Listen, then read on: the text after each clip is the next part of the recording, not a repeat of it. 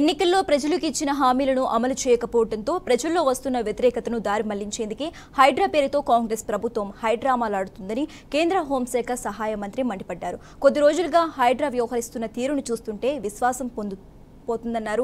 సామాన్యులకు కూడా ఇబ్బంది పెడుతున్నారని ఆగ్రహం వ్యక్తం చేశారు. పొట్టకూటి కోసం వ్యాపారం చేసుకునే షాపులను, పేదల ఇండ్లను కూల్చేస్తున్నారని ఆవేదన వ్యక్తం చేశారు.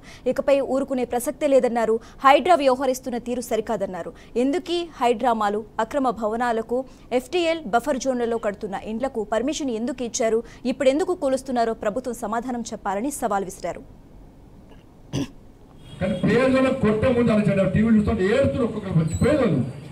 కిరాయికున్నాడు కనీసం నోటీస్ ఇవ్వకుండా కిరాయికున్నాలను కిరాయికి ఏం చెప్పన్నా ఇక కిరాయికున్నాడు పర్మిషన్ ఉందా, ఇది హైడ్రాల్ వస్తుందా, ఇది చెరువులు ఉన్నదా, ఇది నిషేధ ప్రాంతంలో కట్టినా కిరాయి తీసుకుంటాడా?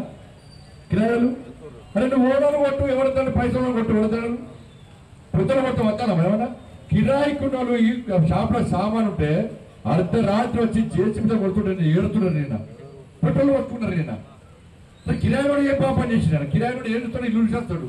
నువ్వు చెప్పవుతారు ఖాళీ చేయమని చెప్పు, ఖాళీ చేస్తారు. ఖాళీ చేసుకునే అవకాశమే మరి పొట్ట కూటి కోసం వ్యాపారం చేసుకుంటే అర్ధరాత్రి వచ్చి కిరాయిలను ఇలా జేసీబీతో కొడితే ఇదెక్కడ హైడ్రా?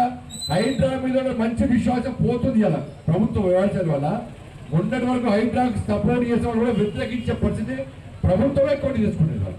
ఎస్ నేను కూడా సపోర్ట్ చేసిన హైడ్రాక్, ఇప్పుడు సపోర్ట్ చేసిన హైడ్రాక్ కానీ పెద్దలు కొట్టు కిరాయికున్నాను పేదలను కొడితే వాడు ఎక్కడ చూడాలి?